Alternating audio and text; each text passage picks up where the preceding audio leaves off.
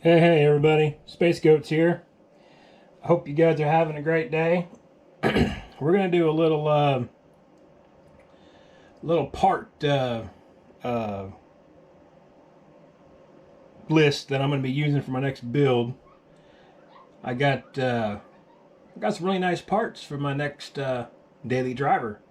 As you guys know, I've sold off my big daily driver, my 3950X.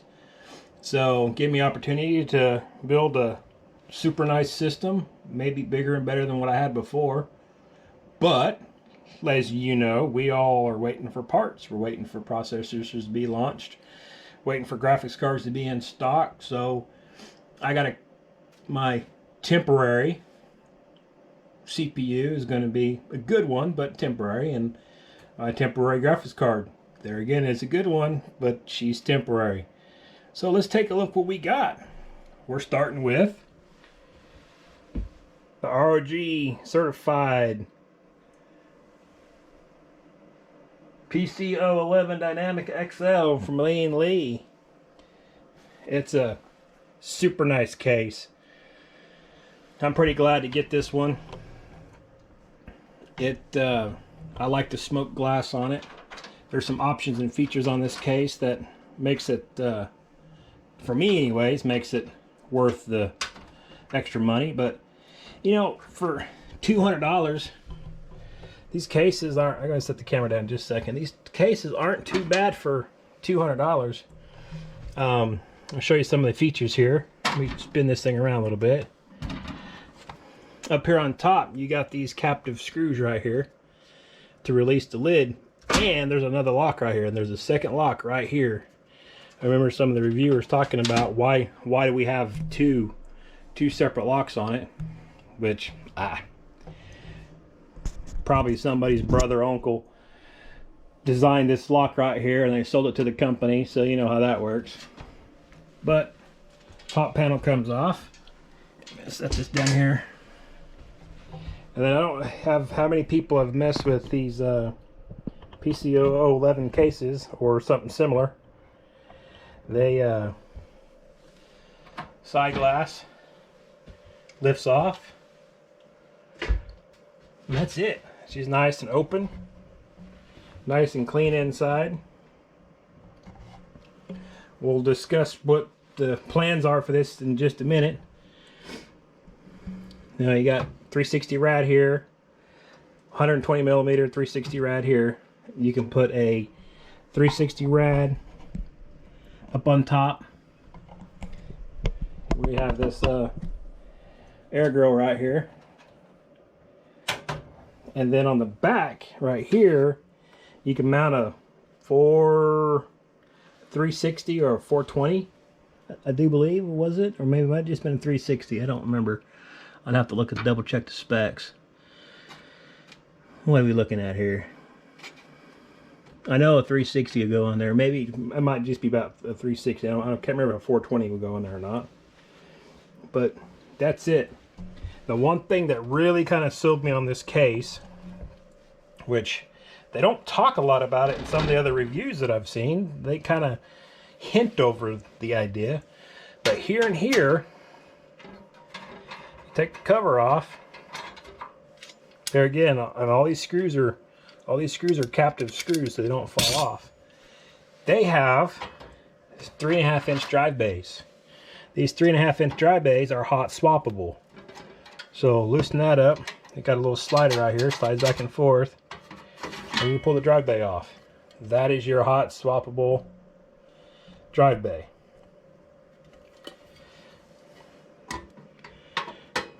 And they have all the fittings and all the all the fittings and all the connections are all built into it. So all you gotta do is plug it into the motherboard.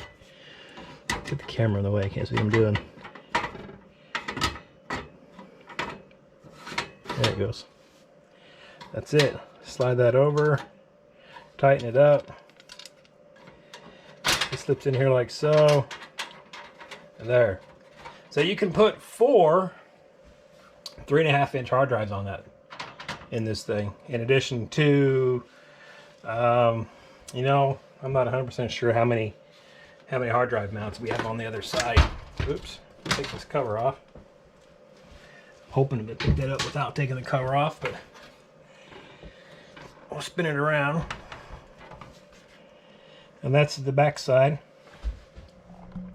We can put, I'm trying to remember, I think 3 or 4 SSDs in the back. So yeah, it's nice. I don't remember.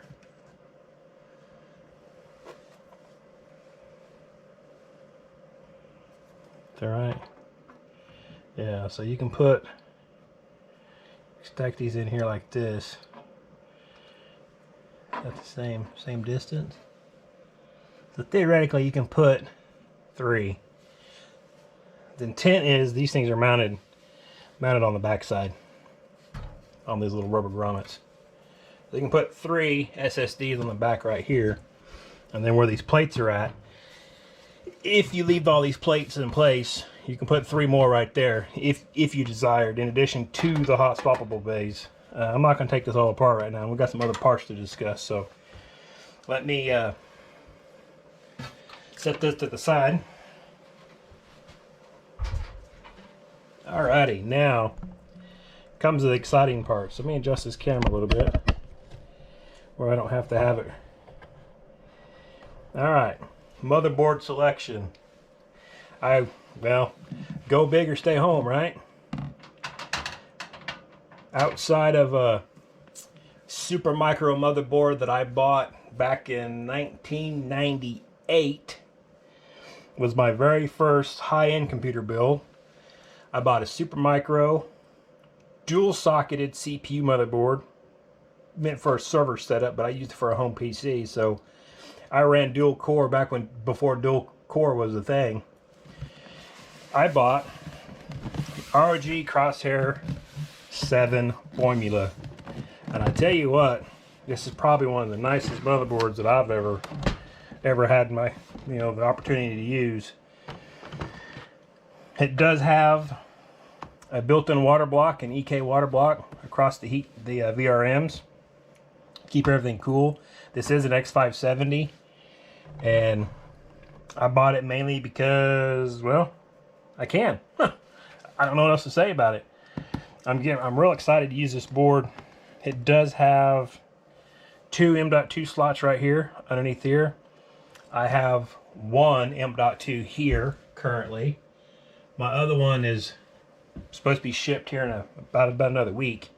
So my boot drive is going to be a 980 Samsung 980 Pro, 1 terabyte.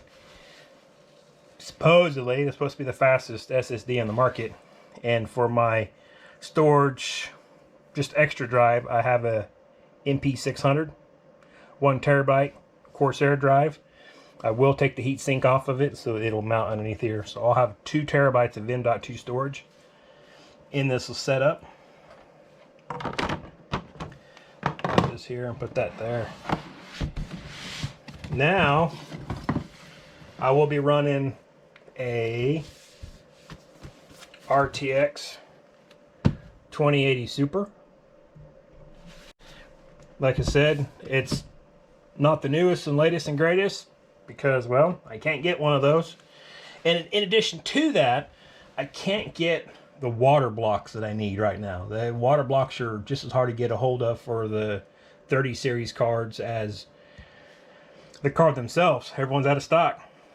So I bought this. This was an open box item from Micro Center. I just picked it up yesterday, and it was $500. It was $550 out the door after taxes and everything. So I think it's a good deal. Yeah, fine. I know the 3070s are fixing to be coming out. They're $500 and they're just as fast as a 2080 Ti. But if you buy a 3070 for $500 plus tax, and then you turn around and have to buy a water block for it, well, now you're into that card for $650-ish, almost $700. So for $550 out the door, I really can't argue with this card. So, but this is temporary.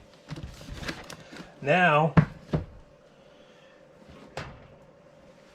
because of power supply costs, I had to pay way too much money for this thing. But 1000-watt G3, it's a power supply. Probably not much to say about it. We will be running all Corsair stuff, so we got Corsair Commander Pro to run our lighting. I'll have 32 gigs of memory to start with.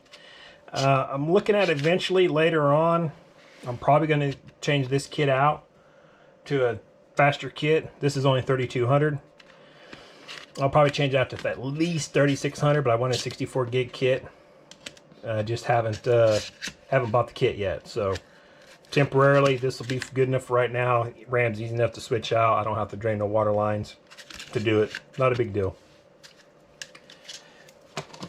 We have a couple of kits of RGB lighting. I'll use at least one kit. Might use a couple of strands off the next kit. And for a processor, like I said, now this is going to be temporary. This is my temporary processor along with the graphics card. We have a Ryzen 9 3900X. So compared to what my 3950X it was, I'm losing 4 cores, I'm losing 8 threads, but still a great processor. I actually pulled this processor out of my test bench because as of right now, it's the only extra processor I have floating around here. I tried to pick up a 3600 open box, but I didn't make it there in time to get the open box.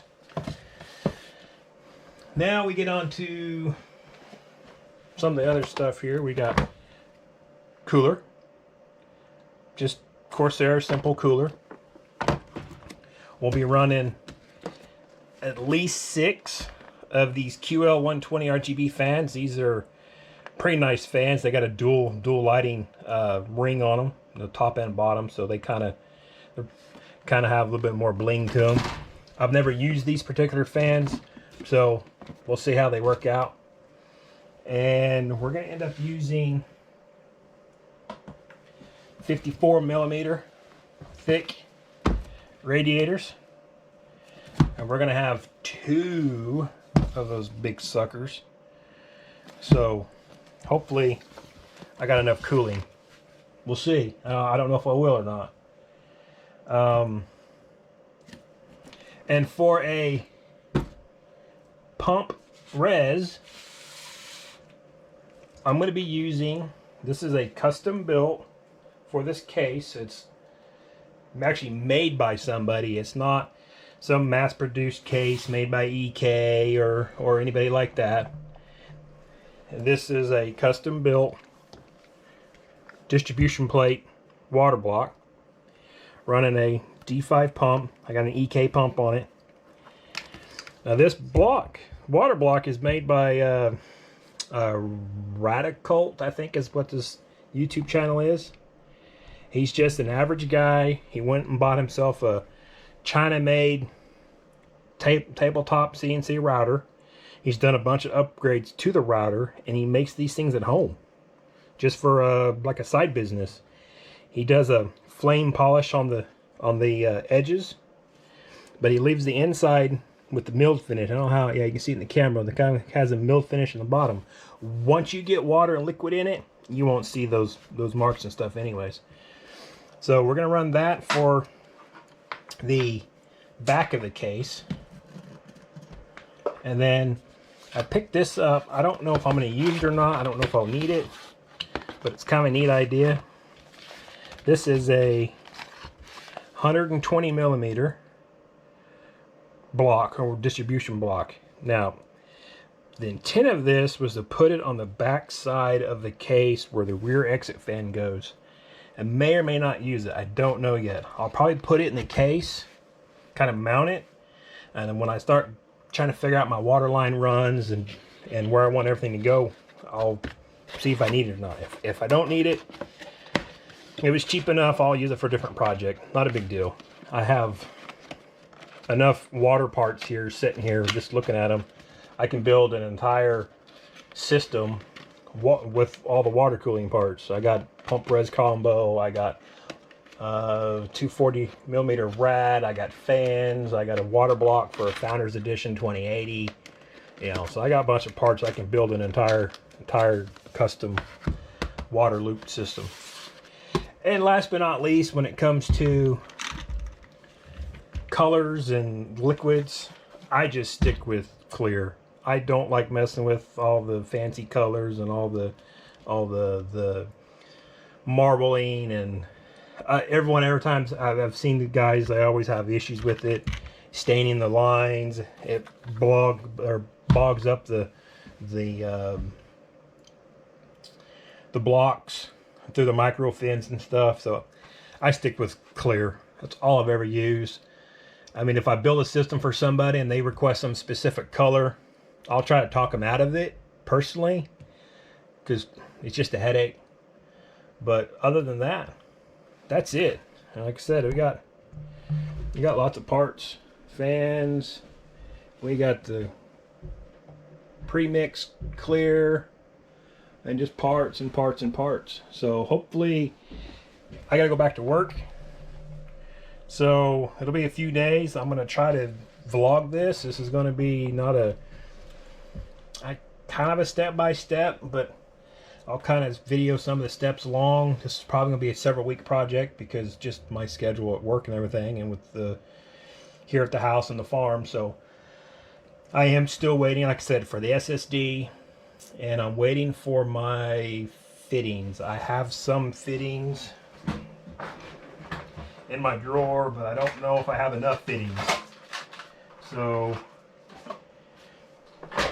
yeah, I got enough fittings to get started, but I'm waiting on a shipment from, of all places, China. I found a company that I deal with on AliExpress, and the fittings are about a third of the cost of buying them from any place else. And so when I buy fittings, I'll buy, you know, $300 worth of fittings. It cost me about $50 in shipping, and then I have enough fittings probably for at least 3 builds, so if not more. But all right, guys, well, until next video, I'll see y'all later.